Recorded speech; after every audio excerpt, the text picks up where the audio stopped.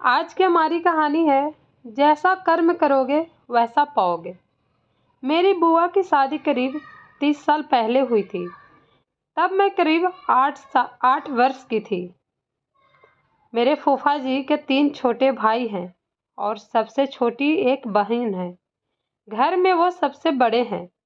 जब से मैं समझने लगी थी तब से मैंने उन्हें अलग ही रहते देखा था। मेरी मम्मी बताया करती थी उनकी सास और तीनों भाई और बहन बहुत सीधे थे। मेरी बुआ तेज किस्मत की थी। पीहर में दादी, बुआ, पापा और मम्मी सिर्फ इकलौती भाभी थी जो भी उन्हें पसंद नहीं थी और ना ही पसंद था उनके काम में हाथ बटाना। यही हाल उनका ससुराल में था।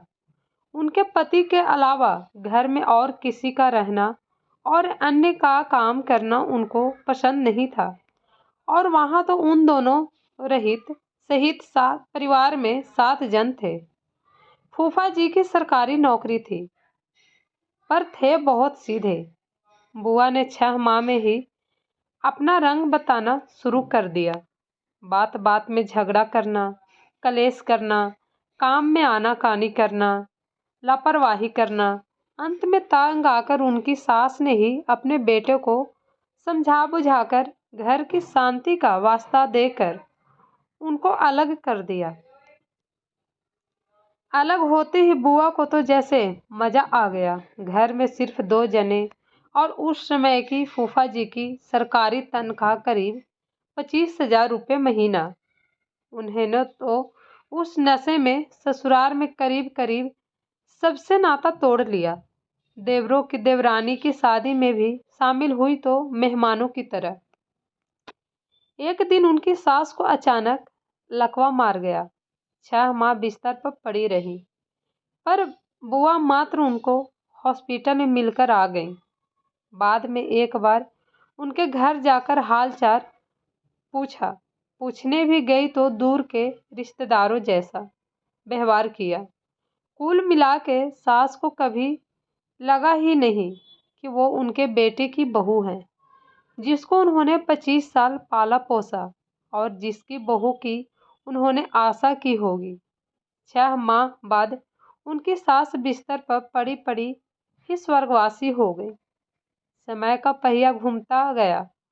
बुआ के एक बेटा एक बेटी, फिर एक बेटा हुआ, मतलब 2 बेटे के बीच में एक बेटी। पहले बेटी की शादी की, फिर बेटे की। समय का खेल देखिए। वही बड़े बेटे की पत्नी ने आते ही 6 माह भी नहीं निकले घर से अलग होने के लिए नाटक करने चालू कर दिए।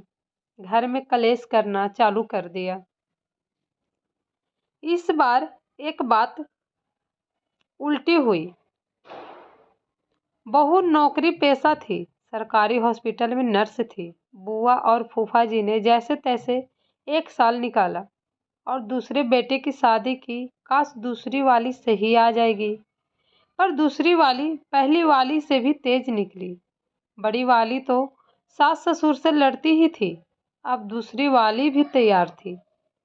साथ साथ वो आपस में भी लड़ने से नहीं चूकती थी। अंत में तंग आकर बुआ फूफा जी ने अपने दोनों मकान दोनों बेटों को दे दिए और खुद किराए के मकान में जाकर अलग रहने लगे।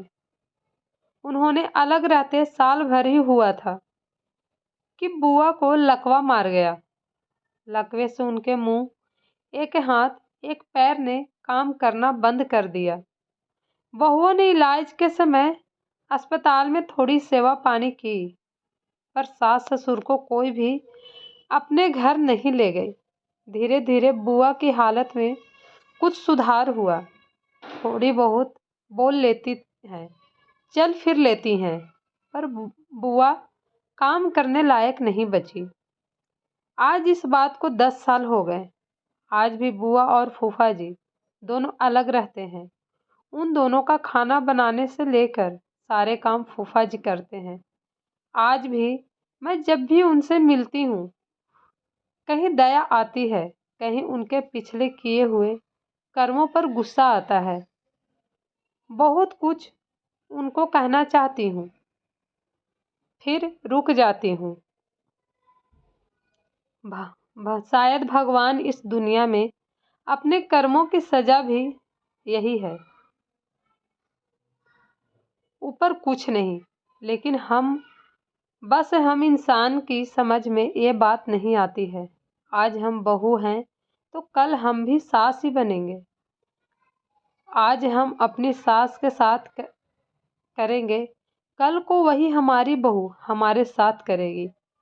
हमेशा अपने बड़ों के साथ अच्छे से पेश आएं। कोई ऐसा कर्म ना करे जो बाद में हमारे साथ आए। अगर आपको ये कहानी पसंद आए तो मेरे चैनल को लाइक एंड सब्सक्राइब ज़रूर कीजिएगा। Thank you so much.